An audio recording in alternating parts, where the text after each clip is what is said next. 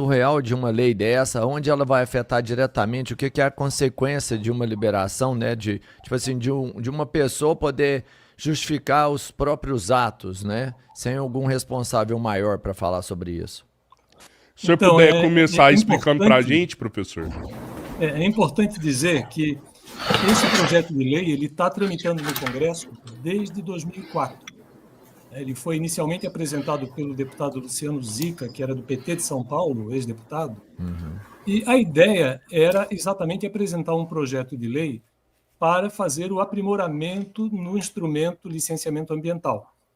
Esse instrumento, licenciamento ambiental, ele foi introduzido no Brasil a partir da Lei 6938, de 81, que é a Lei da Política Nacional do Meio Ambiente.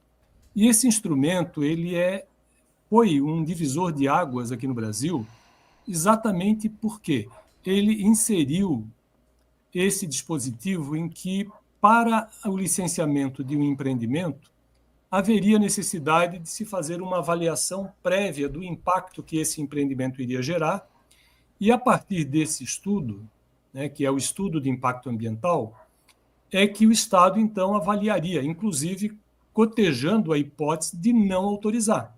É importante a gente ressaltar isso. É óbvio, se você tem uma avaliação de impacto que ela é extremamente negativa, em que o custo desse empreendimento supera as vantagens que ele traria para a sociedade, o papel do governo, por precaução, seria de negar a autorização para a implantação ou exigir que esse empreendimento, então, fizesse as adaptações necessárias para que ele pudesse, então, ser licenciado de tal maneira que não viesse a prejudicar o meio ambiente, os recursos naturais e a própria qualidade de vida da sociedade.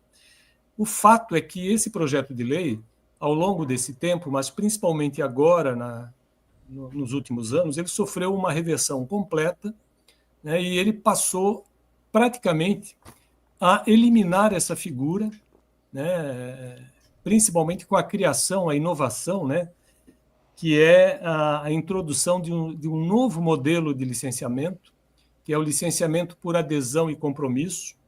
E, por último, agora, quando tramitou no Senado, ainda com uma emenda do senador Davi Alcolumbre, a introdução de um outro modelo, que é o licenciamento ambiental especial.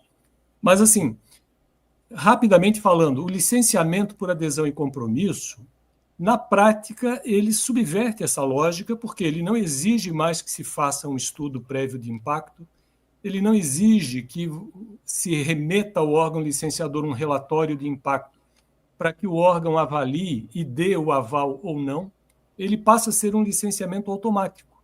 Ou seja, é o empreendedor que vai avaliar, segundo a concepção dele, o grau de impacto do que ele quer fazer e entra na página do órgão ambiental, na internet, remete ali as informações e automaticamente essa licença está expedida.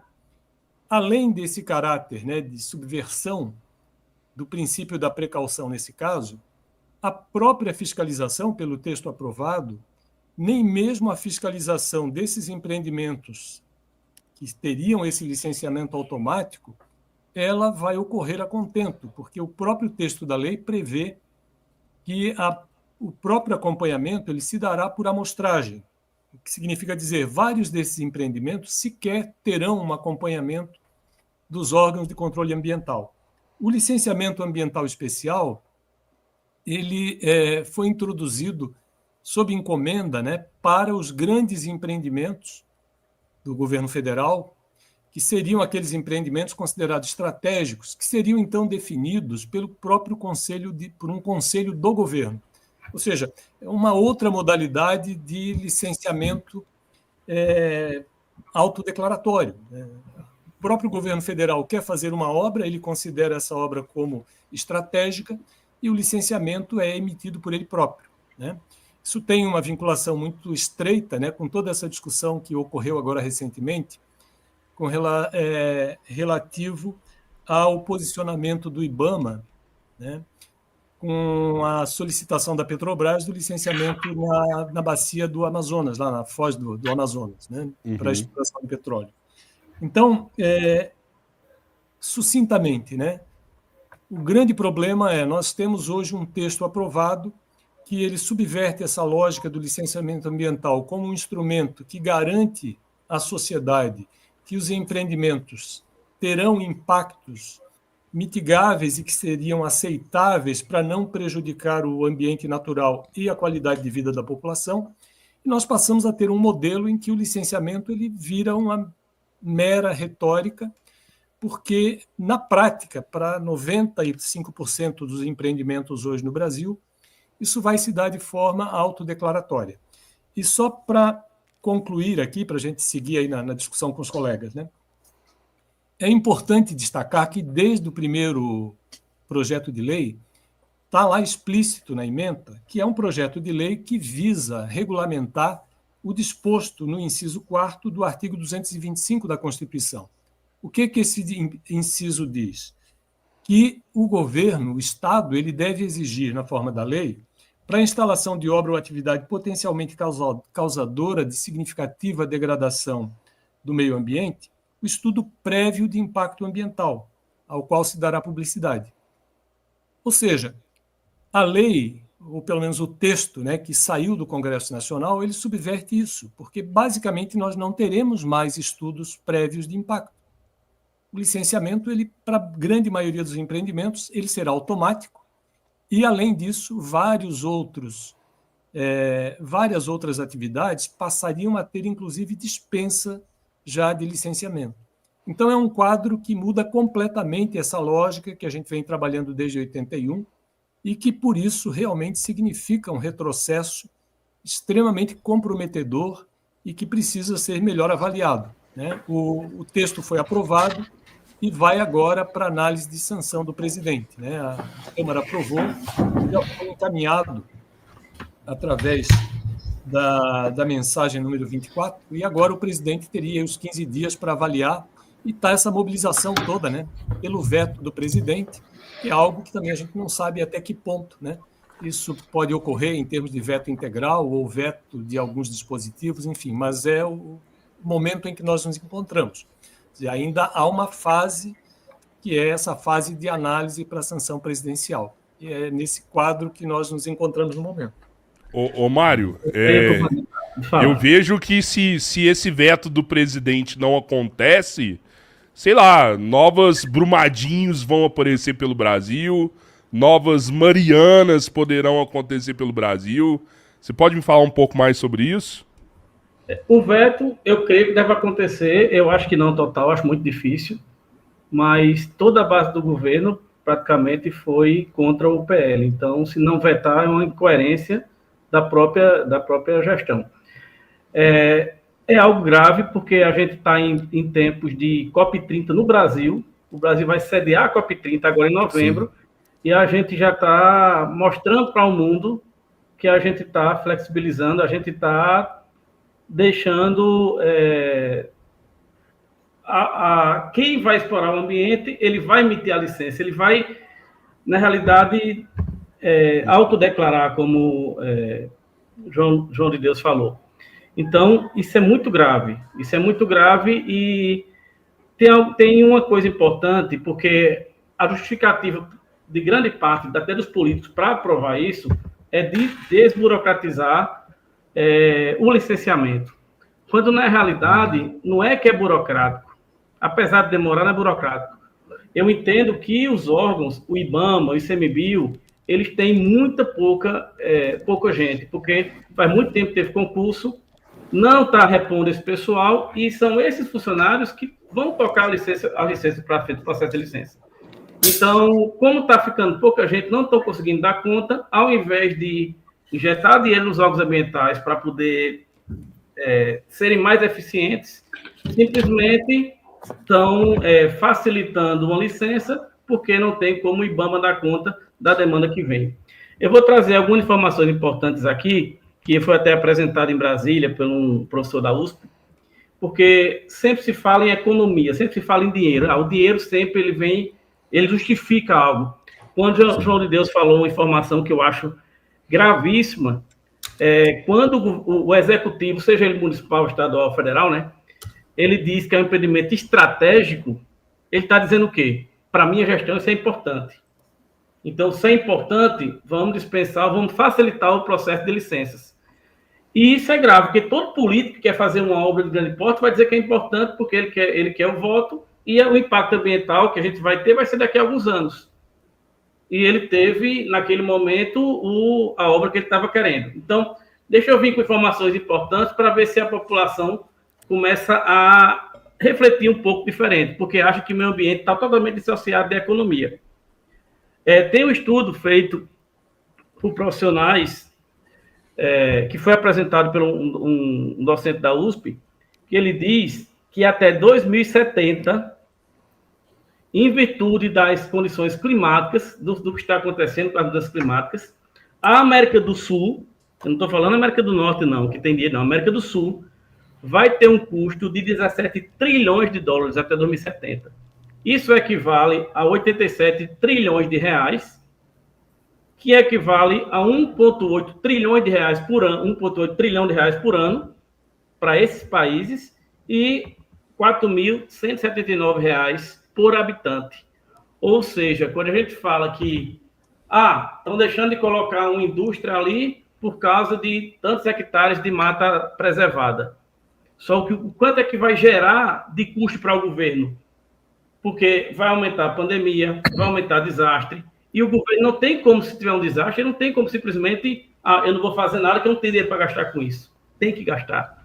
Então, tem um impacto econômico muito grande que a população não vê isso. Ela vê se vier uma indústria para cá, vai ter dinheiro. Se não vier, não tem dinheiro. Como se a preservação da vegetação não fosse um ganho econômico para a gente, que é uma diminuição no custo que vai ter no futuro. Para vocês terem ideia, uma planta adulta de médio porte, ela joga de 200 a 400 litros de água na atmosfera dia. Uma planta de grande porte é 1.000 litros dia. É uma caixa d'água que você fica na sua casa para uma pessoa uma casa com um familiar, 3, 4 pessoas sobreviver por 3, 4 dias. De 2009 para cá, 14% dos corais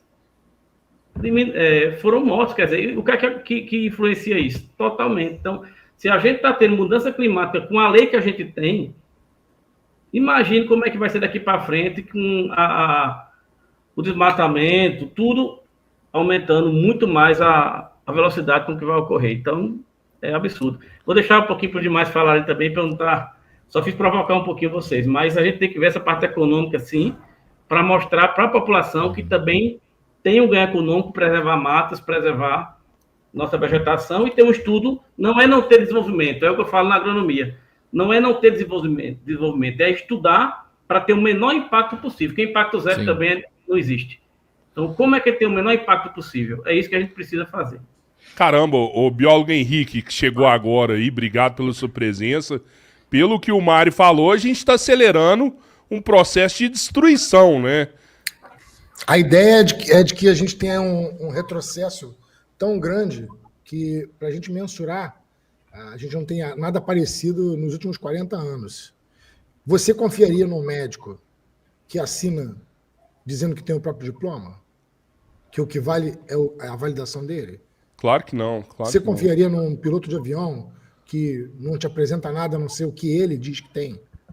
Mas então, por que a gente tem que ter agora uma flexibilização no licenciamento ambiental, onde o cara vai lá e diz que... Onde ele diz que disse, diz Diogo, e onde diz Diogo, ele diz que disse. Tem que ser eu vejo que esse discurso de desburocratizar o Estado tá fazendo as pessoas concordarem com isso, mas chega num ponto tão absurdo que é como se você hoje fosse abrir um negócio sem precisar de alvará nenhum.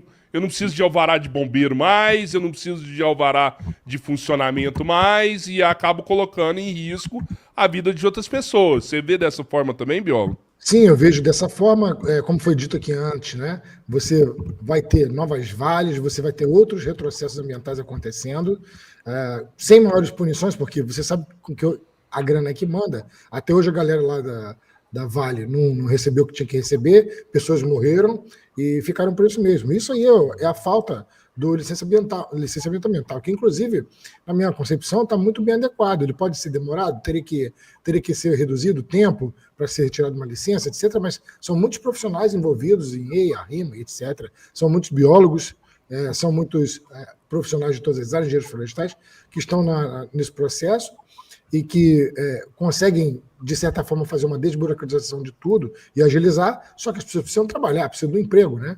Então, o que deveria ter acontecido é uma reformulação nos órgãos ambientais a nível estadual, federal, municipal, para que você agilizasse os processos. Isso sim, mas os processos, eles existem, eles são até fáceis de resolver, tá? Tudo quanto é processo ambiental, pelo menos todos que eu peguei, todos eles são resolvíveis, cara. Se não dá de um jeito, dá do outro. Agora, dar de um outro jeito quer dizer que, olha, se você fizer dessa outra maneira, com essa medida mitigatória, com esses parâmetros de segurança, isso a gente pode fazer. E o que tem de dificuldade de entender isso? Aí agora você quer criar uma PL em que você isenta a ideia de que você precisa dos técnicos responsáveis para poder assinar. Ou seja, faz uma autocertificação que pode ser a moda caceta e a gente sabe o que vai dar. Agora, isso é muito ruim, muito próximo à COP30. Aliás, até para o agronegócio, porque uma coisa a gente tem que ficar claro aqui, nenhum país do mundo se tornou soberano ou se desenvolveu através do agronegócio. E a gente tem visto que mesmo um agronegócio que nós temos, que de certa forma tem alguma preocupação, ou que pelo menos tem algum desenvolvimento a mais, por conta das entidades como o Embrapa, etc., que melhoraram o nosso agro, mesmo esse agronegócio, que causa problemas, ele vai ter um problema maior ainda, porque ele não vai poder vender a ideia de que preserva alguma coisa, porque vai ser moda Bangu. O que vai acontecer é isso. Então, ao invés da gente estar transformando o nosso agro, tentando industrializar o nosso agro, transformá-lo num agro que seja menos danoso, um pouco mais sustentável, que tenha uma bandeira, um selinho verde, para poder, passar com uma venda melhor. Não, a gente vai piorar as coisas. E no final vai ser pior ainda para o agro. É que eles não estão enxergando isso, mas vai ser pior. Isso que está acontecendo é um grande absurdo. Ou o presidente veta integralmente, que eu acho muito difícil, ou que vete pelo menos a maior parte do projeto, porque a gente sabe que vai ter negociata, não tem jeito. Mas é isso que nós estamos tendo. A bancada do agro fazendo merda com eles mesmo. Ô, Pido, pelo visto não dá pra ser a favor dessa PL, né, cara? Pelo que vocês estão falando aqui, é muito absurdo tudo isso que tá acontecendo, né? Não tem como. E tem uma coisa que fica, às vezes, nas entrelinhas ali, que tem que ser chamada a atenção. O Mário falou uma coisa importante. Impacto ambiental, ele não é uma coisa que acontece do dia para a noite, ele não é uma coisa que acontece de uma semana para outra. Você pegar Mariana, você pegar Brumadinho, não foi uma coisa que aconteceu de janeiro para dezembro. Uma coisa que foram anos de ações mal feitas, mal fiscalizadas, até internamente por eles mesmos lá, e que uma hora culminou no que culminou. Beleza. Quando você faz um empreendimento desse e você não faz as análises que tem que fazer e tudo mais, a tendência é que, com o passar dos anos, esses impactos começam a gerar os resultados. E aí, eles sabem disso, eles já sabiam disso. E olha uma coisa importante, uma coisa interessante que tem na PL, que eles mesmos colocaram ali já pensando nisso daí. Além da autodeclaração, na hora de pedir o licenciamento, existe um ponto também que é a autodeclaração na renovação automática desse licenciamento. E esse licenciamento ele é dado, ele tem um prazo de 5 a 10 anos, né? Quando ele for aprovado, ele vai ter um prazo ali entre 5 e 10 anos. A partir do momento que definiu, vamos imaginar que para esse empreendimento definiu que a renovação tem que ser feita com 7 anos. Não vai ter a necessidade de ter uma fiscalização de um órgão ali para ver, olha, a gente vai renovar o seu licenciamento, mas a gente quer ver se está tudo certinho. Mesmo porque depois que a coisa já está lá em cima, já está feita, já está construída, o que você vai fazer? Você vai mandar voltar para trás? Então, o que eles já criaram de pontinho especial aí nesse negócio? Vamos fazer uma renovação automática. Então, deu tempo ali, do mesmo jeito que o cara fez uma autodeclaração lá na hora de pedir o primeiro licenciamento, ele vai entrar na internet, porque inclusive eu acho que é online. A parte do licenciamento acho que é online e a renovação provavelmente é também. O cara vai entrar ali e vai declarar simplesmente que, tá tudo certo, viu? Tá igualzinho 7 anos atrás, lá quando eu pedi o primeiro licenciamento, tá tudo igual, fica tranquilo. E alguém vai olhar aquele pedido online e vai falar, não, beleza, então você tem para mais 7 anos. Nem vai olhar, né? Exato. Nem vai olhar, já aprova Mas automático. assim, Ninguém vai olhar. Os que forem licenciados pelo modelo, né, licenciamento por adesão e compromisso, a LAC, como o Pido falou, é uma licença online. O cara entra na internet Online. e próprio emite. Então, mas não E dá aí? para identificar essa parte desse processo de desmembramento aí por satélite? Acho que já é possível, não é, ô Saraiva? Possível é, mas a galera faz. Saraiva sabe. Então. Eu falo assim, é porque dá pra fiscalizar isso aí. O cara começar a fazer muita merda ali. Não é que eu tô falando que tem que fazer. Mas eu tô tentando encontrar soluções que se passar, como você vai fiscalizar esse cara, entendeu? Bem, é para falar? Ó, Fala aí, ó, já fala. abriu a porteira pro Saraiva. Claro que é Saraiva tava claro. puto Eu hoje de quero ver manhã. o Saraiva falar, mano. Saraiva Cara, tava puto Tava hoje de lá manhã. dentro da Amazônia, mano. Um abraço para Saraiva. o Henrique. Meus amigos, é óbvio que é possível. Nós temos tecnologia para controlar o desmatamento da Amazônia. Não é por falta de tecnologia. O que existe é um escudo político para o crime ambiental no Brasil. E essa legislação é a coroação desse descaso com o meio ambiente.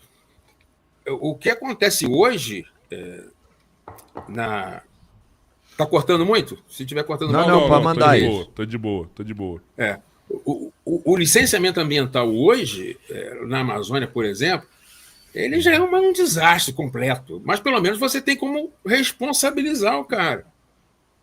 Né? Você tem como correr atrás. Agora, eu quero chamar a atenção para duas coisas. Alguém falou aí de Mariana, né? Vamos lá em Mariana. Na questão de Mariana, havia um documento que era condicionante para aprovação, chamado Carta de Risco. Essa carta de risco ela era entregue pela própria empresa que contratava uma terceirizada. O que aconteceu? Uma empresa olhou aquilo ali e falou: eu não assino isso. A Samarco foi em outra que assinou a carta de risco. E a carta de risco constou do processo, ficou e depois foi renovada pela empresa sem fazer as vistorias. Então, assim, quem dá o dinheiro dá as ordens. A empresa contratou quem vai fazer o parecer para ela mesma. Pelo amor de Deus, isso não funciona. Isso não funciona. A questão central não seria ser autodeclaratório. Isso é um problema, mas se tivesse uma malha fina boa, a gente resolveria, né? Com satélite. Mas não é só isso. Não é só isso. Tem uma entidade que foi criada nessa lei, que eu acho que vocês depois podem dar uma olhada, chamada Autoridade Licenciadora. Entre aspas. É citada 91 vezes, tem 60 artigos. Autoridade Licenciadora é citada 90 vezes. Esse projeto começou com 30 artigos. Ele tem 60 artigos agora e viraram completamente o objetivo do projeto. É outra coisa, só ficou o número. Né? Mas ele não tem nada a ver com o que iniciou. Agora, o que não. Essa autoridade licenciadora, eles já fizeram tudo para facilitar, mas se alguma coisa der errado, a autoridade licenciadora pode dar um parecer e ajeitar a situação. Então, isso vai gerar muita corrupção. Esse projeto parece que foi escrito pelo Ricardo Salles. Só pode. Sério. Passou a boiada, conseguiu passar a boiada. E esse projeto, como alguém já falou, é inconstitucional. Além do artigo 225, tem também o artigo 23 da Constituição, que diz que essas obrigações, convênio entre estados e municípios para qualquer coisa tem que ser feito por lei complementar. Eles estão mencionando a lei complementar 140. Né? E o ovo da serpente começou ali na lei complementar 140, que foi que quando transferiu da União para os estados, a maior parte das autorizações, certificações, licenciamentos, o IBAMA ficou com uma parte bem menor do que tinha. Era perfeito com o IBAMA? Não. Nenhum órgão perfeito. Mas quando foi para o Estado, a coisa virou. Acho que o Saraiva caiu. De tal forma, licenciamento no Estado. Eu nunca encontrei um certo. Voltou. É fraude em cima de fraude. Então, num cenário desse, eu desafio qualquer um a apresentar um licenciamento ambiental, um inventário florestal sério, correto. Para, Saraiva. Eu tô te Todos esses anos de delegado Rapaz, federal, você nunca encontrou um licenciamento correto? Nunca. E a gente até brincava, que assim, é igual óbvio, né? Extraterrestre. Teoricamente existe, né? Assim, estatisticamente existe, pode existir, mas a gente nunca viu. Rapaz, mas eram fraudes. Vocês não estão entendendo o nível das fraudes nesse processo. Dá exemplos aí pra gente. Vou dar um exemplo legal. A Lei 10.259, ela diz lá que o Estado pode ceder uma área na Amazônia para quem ocupa aquela área até antes de 2008, julho de 2008, desde que ocupe diretamente essa área. Né? Tem que ser anterior a 2008. Aí tinha um processo lá que o cara declarou que ocupava desde 2004. Aí a gente olhou a foto de satélite. Mata Virgem. Aí foi uma olhada de nascimento do cara. 1996. Com 8 anos ele já estava lá. 8 anos. Então, Mogli. E assim, não foi um, não. Não foi um. Mas só que isso aí gerou 10 mil metros cúbicos de DOF, documento de origem florestal. Para vocês terem uma ideia, 50% do desmatamento da Amazônia, isso no sistema atual, tá? É produzido no Pará e Mato Grosso. Eles descumprem o Código Florestal, o artigo 35, salvo engano, que diz que eles têm que participar do Sistema Nacional de Controle de Extração da Madeira Nativa. Eles não participam. Tanto que o Pará e o Mato Grosso não expedem documento de origem florestal. Eles expedem guia de exploração florestal. E com base em quê? Com base numa liminar da Justiça Federal de Cuiabá, uma liminar da Justiça Federal de Belém. E como o Pará nem contrata analista ambiental, contrata assim, não faz concurso. Os analistas ambientais do Pará são contratados por período de 2 anos, que fiscaliza o quê? Então, na prática, já ocorre uma não fiscalização, mas ainda havia possibilidade de uma operação policial, de você ir atrás. Agora, e detalhe, tem muita coisa escondida dentro desse projeto que é gravíssimo. Por exemplo, a questão da grilagem de terras na Amazônia. Eles estão dizendo que mesmo que a posse for questionada, se tiver dado entrada no CAR, que também é autodeclaratório, você pode conseguir o licenciamento. E essa era uma das grandes barreiras. Então o crime deixou de ser crime. O crime deixou de ser crime. Exatamente. É exatamente isso. Se você estiver respondido por algo e você trouxer o documento que foi pedido, aquele processo todinho ele finaliza.